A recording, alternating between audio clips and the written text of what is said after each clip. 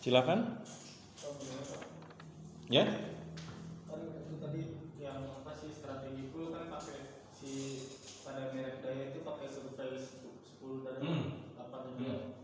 Boleh nggak sih Pak kalau misalnya dalam strategi full kita pakai survei fake survei palsu itu, jadi buat kelihatannya kesannya menarik gitu. Silakan, tapi satu. Nah, dia bisa nggak menghadapi takutnya ada yang mengetahui, membocorkan sehingga tingkat kepercayaan konsumen menjadi hilang.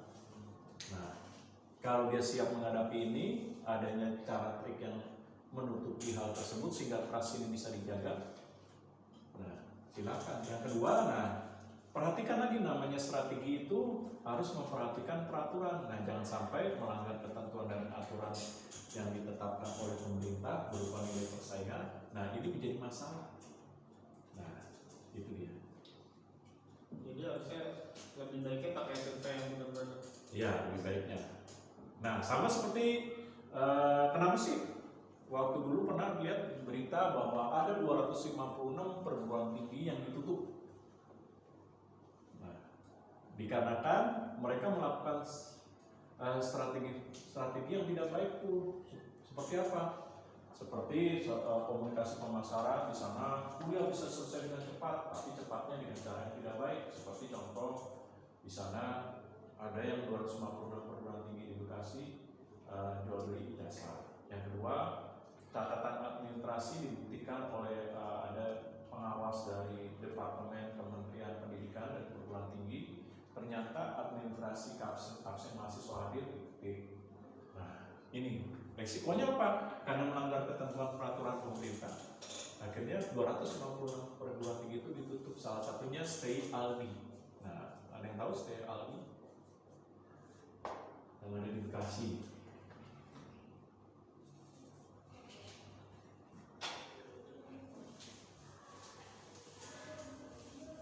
Nah, yang jadi korban apa? Mahasiswanya. Yang ASEAN udah semester 6, 7, yang mau skripsi. Nah, ketika pindah, kampus kan punya kebijakan masing-masing. Kalau nggak sesuai mata kuliahnya, dia bisa ngikutin lagi, betul. Ada yang 3 semester, 4 semester lagi ketunda. Lalu apalagi namanya pindah ke kampus nggak mau tahu. Ini biaya operasional pendidikan, enggak, saya di Aldi lebih murah. Nah, silakan Anda mau pindah ke saya, ikutin aturan saya. Nah, itu kadang ada yang dirugikan. Yaitu apa? Contohnya kayak tadi, mahasiswanya.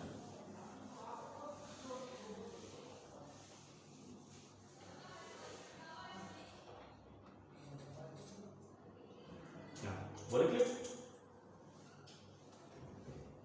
Nah, strategi operasional ini apa? Yaitu boleh dikatakan sama dengan strategi produksi.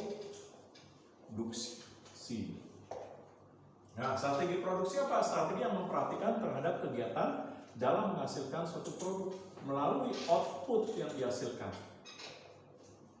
Nah, strategi produksi salah satunya apa? Memperhatikan proses produksi.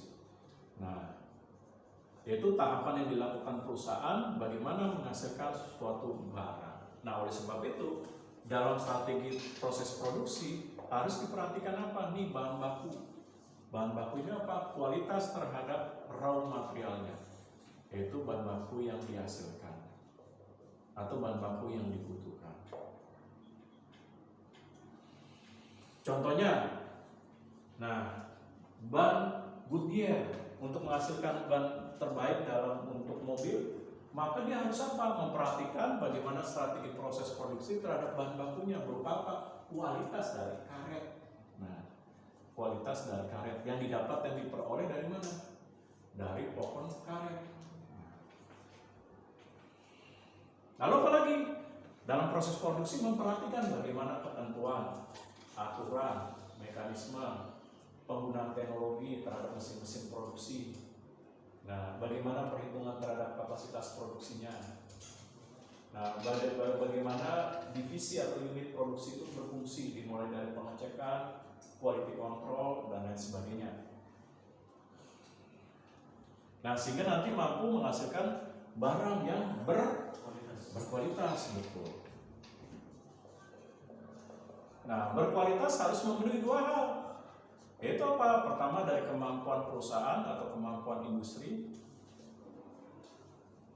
Nah, kemampuan industri atau perusahaan. Yang kedua, melihat dari apa yang diinginkan oleh konsumen. Nah, sama seperti kalian misalnya nih, beli handphone. Nah, beli handphone apa sih yang diinginkan oleh konsumen? Nah, industri atau perusahaan harus bisa membaca apa yang diinginkan supaya menghasilkan produk yang disukai atau diharapkan oleh konsumen. Berarti kalau beli handphone apa yang diharapkan Surya? Prosesor. Oke, prosesornya, RAM-nya, terus harga yang terjangkau. Ya, lalu? Kualitas softwarenya. Oke, kualitas softwarenya. Lalu? Baterai. Kualitas daya tahan baterai. Oke, nah itu dia. Nih, yang mampu harus dijawab oleh industri ketika menghasilkan suatu barang. Nah, untuk bisa menerapkan strategi operasional yang lain apa? Bisa dengan just in time, Six Sigma, balance scorecard, total quality management, dan lain sebagainya. Nah, saya stop dulu. Ada pertanyaan nggak? Silakan. Kalau nggak ada, lanjut.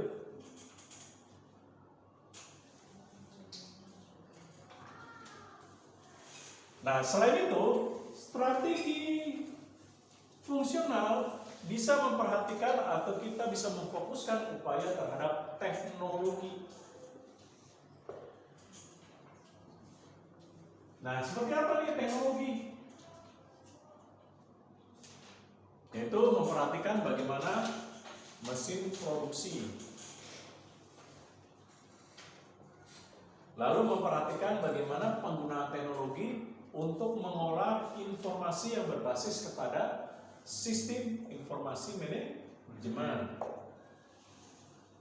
Nah, oleh sebab itu teknologi perlu diperhatikan dan diterapkan dalam perusahaan. Untuk apa? Nantinya meningkatkan nilai kemampuan bisnisnya, termasuk dalam hal contohnya produksi, pengolahan informasi, dan lain sebagainya. Nah, sehingga di sini dikatakan nanti teknologi bisa teknologi leader. Leader itu apa? Teknologi yang memimpin, yang memiliki kualitas baik dan dia bersifat terdepan. Nah, sehingga melahirkan apa? Bentuk inovasi yang baru. Nah, seperti contohnya apa? Industri otomotif, dia menggunakan teknologi leader, yaitu apa?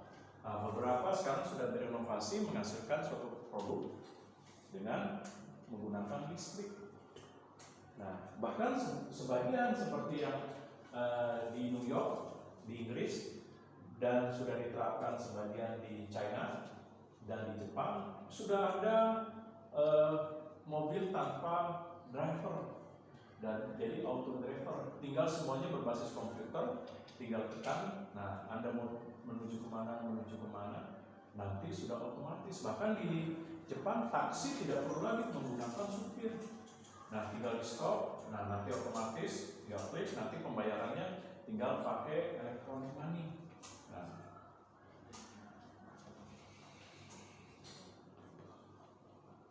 kalau teknologi follower apa? Follower.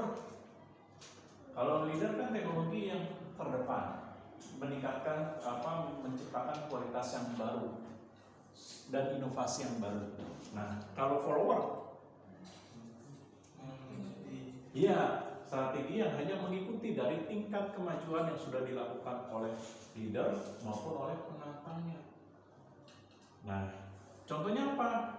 Contohnya tuh handphone yang dikeluarkan dari produk-produk industri China, Xiaomi, Vivo, Oppo, itu kan hanya mengikuti apa yang telah dilakukan oleh Samsung maupun oleh iPhone.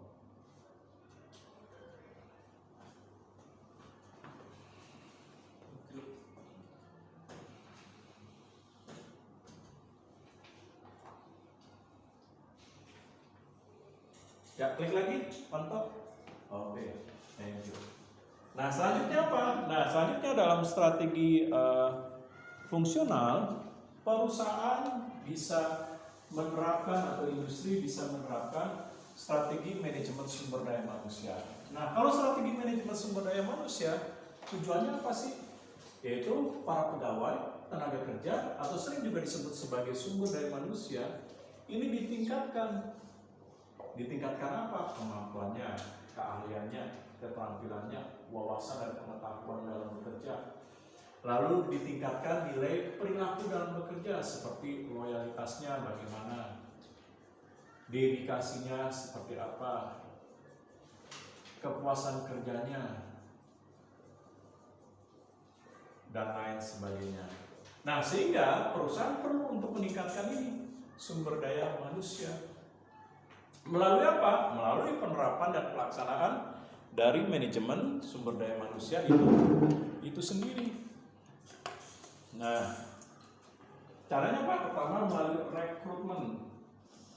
Nah, rekrutmen ini apa? Penarikan terhadap kebutuhan tenaga kerja atau pengadaan. Nah, dalam rekrutmen untuk itulah perlu untuk dianalisa. Bagaimana? Pertama melihat dari kebutuhan tenaga kerja dulu. Nah, yang kedua menganalisis kebutuhan tenaga kerja yang kosong di mana saja. Apakah di divisi pemasaran, bagian penjualan, berapa nih tenaga kerja yang kosong yang diakibatkan ada yang resign mungkin, atau yang diakibatkan mungkin karena sudah di PHK atau sudah pensiun, atau sebagian pindah tugas keluar kota atau dipindahkan dan lain sebagainya. Dan yang ketiga apa? Tentukan tujuannya.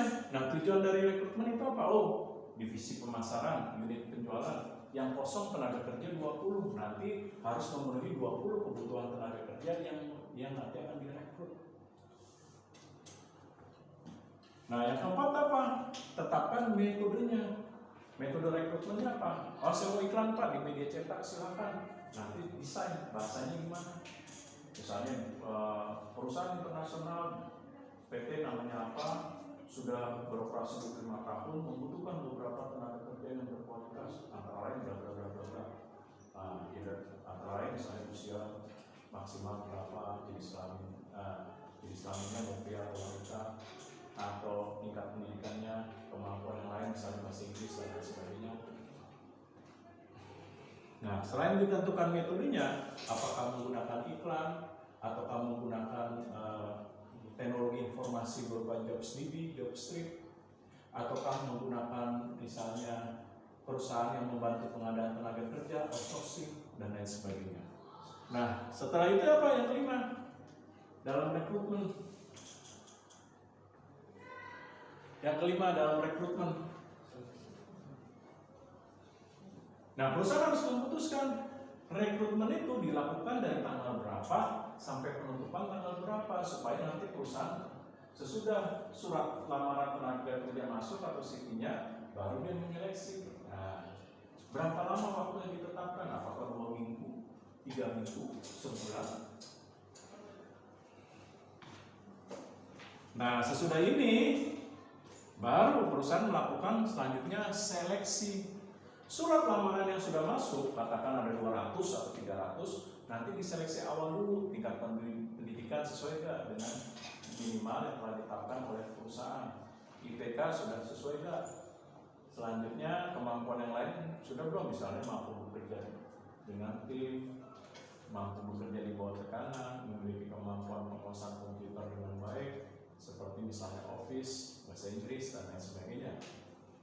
Nah, setelah itu baru rekrutmen selanjutnya apa? Seleksi selanjutnya. Pemanggilan kan biasanya kan ditelepon. Nah, telepon, apakah benar selamat siang, bla, apakah benar ini? Iya, saya sendiri. Nah, kami dari perusahaan ini Bapak telah melakukan atau Mas telah melakukan rekrutmen, surat lamaran masuk pada tanggal sekian, bersediakah untuk wawancara pada jam sekian dialamatkan ini. Nah, setelah itu dilakukan, apalagi rekrutmen. Baru habis itu rekrutmen biasanya Anda dikasih soal tuh. Soal apa? Nah, psikotes, betul. Nah, pada saat itu psikotes, dikasih soal psikotes, nah biasanya suruh tunggu. Nah, tunggu ya 3 atau 4 hari, nanti akan di calling. Nah, kalau nggak di calling berarti apa? Perusahaan bohong. Nah, bukan, kalau nggak di calling berarti Anda tidak memenuhi kriteria. Nah, kalau di calling biasanya tes selanjutnya. Apa tuh? Wawancara. Ditanya, apa sih motivasi Anda bekerja di perusahaan ini? Nah, kalau Anda diterima, kira-kira kontribusi apa yang bisa diberikan nih untuk perusahaan ini? Nah, kalau Anda diterima di bagian misalnya penjualan, kira-kira Anda tahu nggak sih tugas bagian penjualan itu apa saja? Nah, lalu ditanya, kira-kira Anda bersedia nggak ketika ditempatkan di luar kota misalnya? Nah, ini dia. Setelah wawancara selesai apa? Wawancara selesai. Biasanya ada tes kesehatan. Nah, jangan sampai nanti direkrut baru kerja seminggu udah penyakitan bengek, batuk darah misalnya. Nah, jangan sampai ada penyakit berbahaya bisa menularkan kepada karyawan yang lain. Maka sebab itu perlu ada tes kesehatan. Nah, sesudah tes kesehatan, baru habis itu wawancara selanjutnya mengenai negosiasi terhadap gaji. Kira-kira setuju nggak setuju? Nah, perusahaan yang bisa memberikan dari gaji terhadap sekian, ini sekian. Nah, nanti ada negosiasi. Kalau setuju, nah biasanya dikasih ini kontrak kerja tanda tangan baik dari pihak perusahaan. Nah, nanti dari kontrak kerja biasanya perusahaan kasih tahu hak dan kewajibannya apa yang harus terpenuhi. Nah, kalau udah, berarti apa nih seleksi?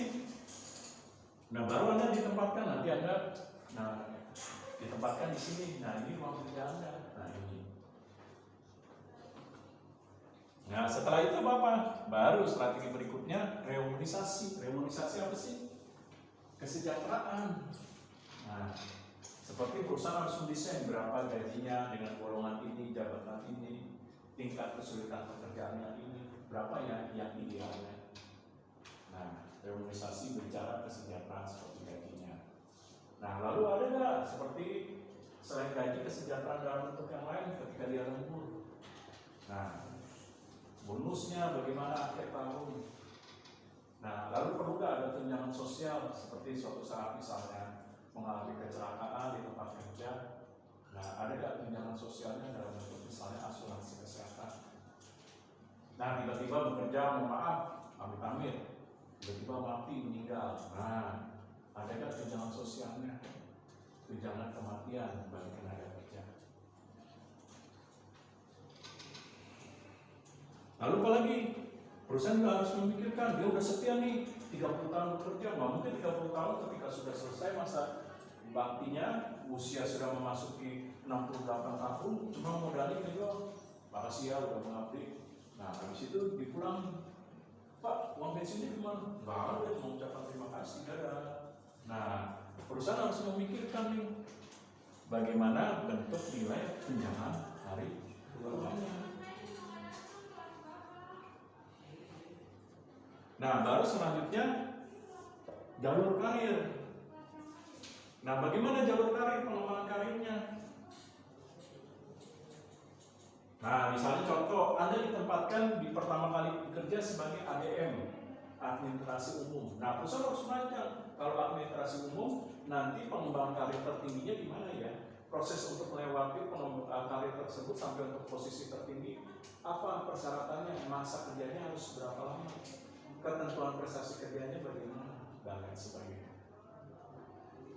Seperti contoh, misalnya di bank, posisi tertinggi bank kan direktur utama kan bank.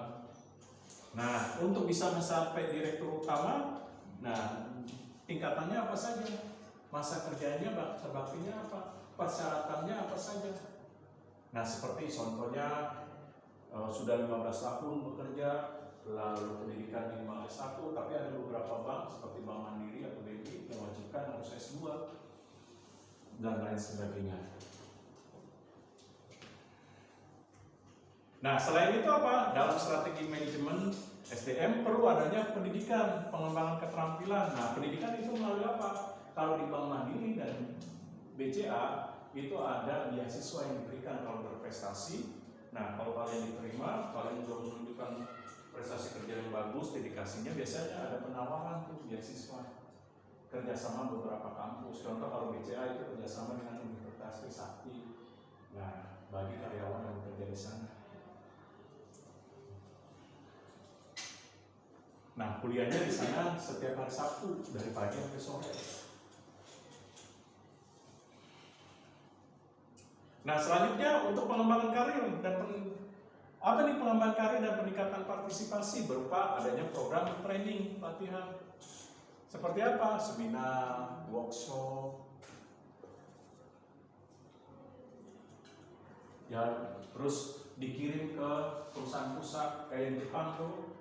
Misalnya Anda bekerja di Honda, prestasi kerja Anda bagus, kadang-kadang suka dikirim ke pusat Jepang, diberikan pelatihan. Kalau udah bagus, nanti dikembalikan supaya bisa melatih karyawan Honda yang ada di perusahaan cabang tersebut.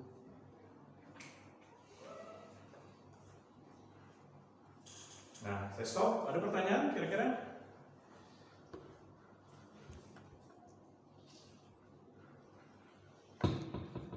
Silakan. Kalau nggak ada, ya kelompok lanjutkan, tinggal dikit lagi.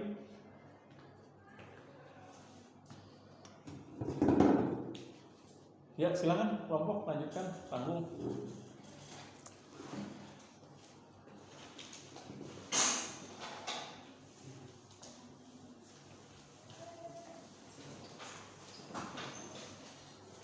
Nah, sampai yang terakhir apa? Tadi sebentar, saya lupa. Terakhir jangan lupa, ya, SDM ini apa? Strategi SDM.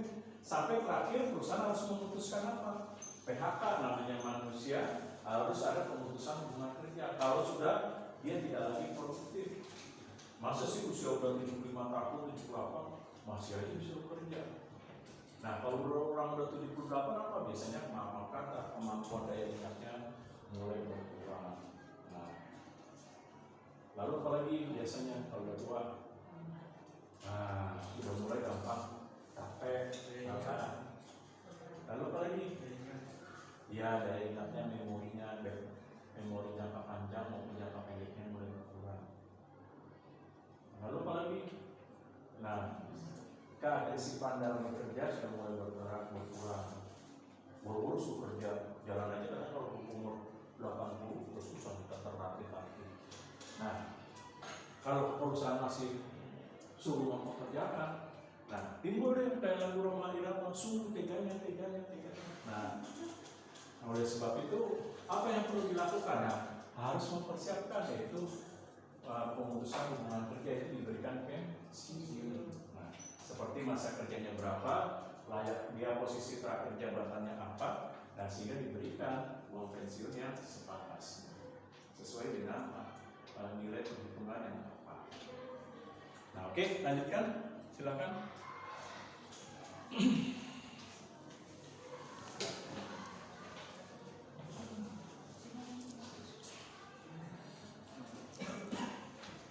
Oh, udah. Oke, kasih ya.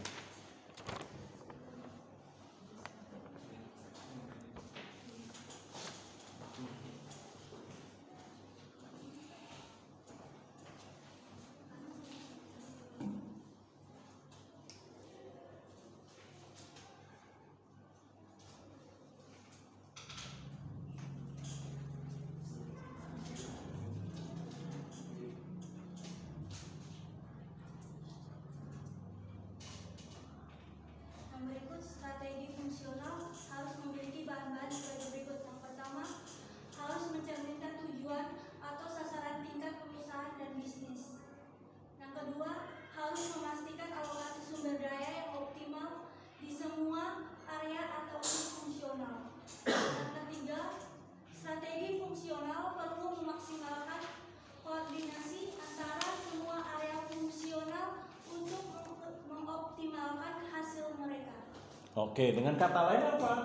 Dari tiga kunci ini, dengan kata lain, bahwa setelah kita bahas strategi fungsional di pemasaran, lalu di SDM, lalu ada di teknologi. Nah, perusahaan juga harus mengintegrasikan atau melakukan upaya dengan melakukan koordinasi untuk membangun nilai strategi fungsional yang lain. Berupa apa? Selain tadi yang sudah disebutkan, teknologi pemasaran SDM, mengefektifkan juga, yaitu lead bank. Nah, atau research and development. Apa ini research and development?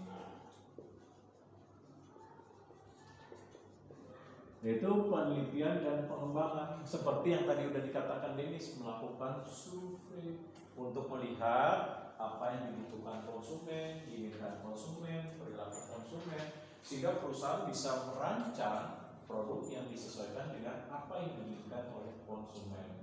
Untuk apa? Menjawab apa yang dibutuhkan, diinginkan konsumen agar terpenuhinya apa? Kebutuhan maupun kepuasan konsumen. Kalau udah diupayakan itu apa? Diharapkan loyalitas dari konsumen tercipta. Nah, ini dia. Nah, oke, lanjut.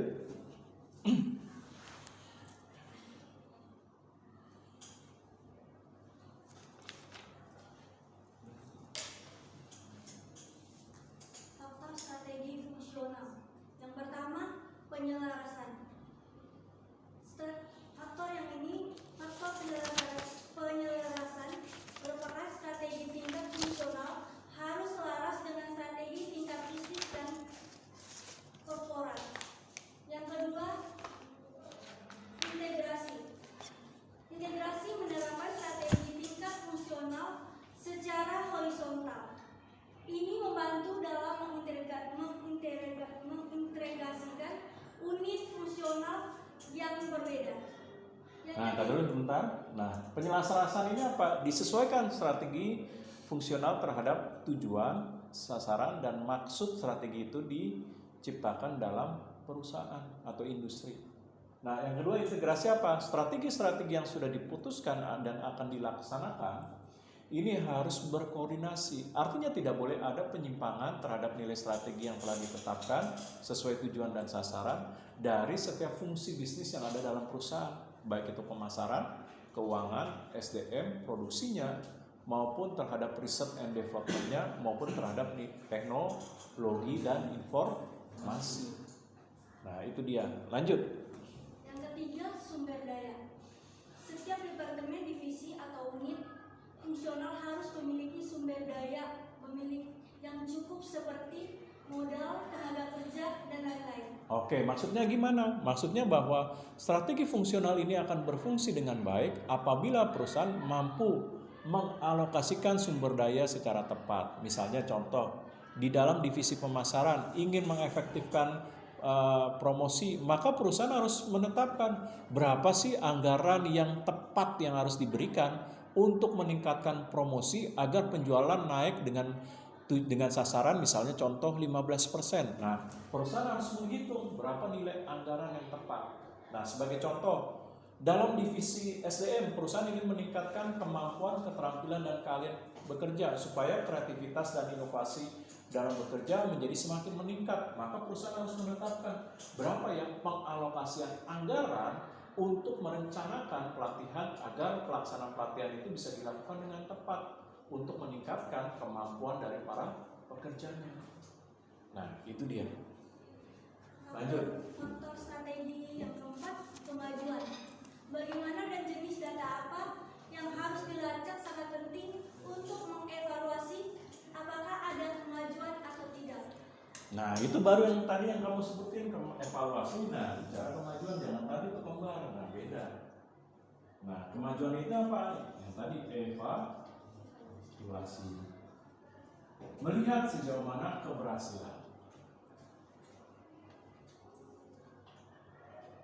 Nah, untuk apa? Nanti melihat keberhasilan untuk melihat pertama langkah untuk diperbaiki. Yang kedua untuk melihat langkah untuk ditingkatkan. Nah, ini dia.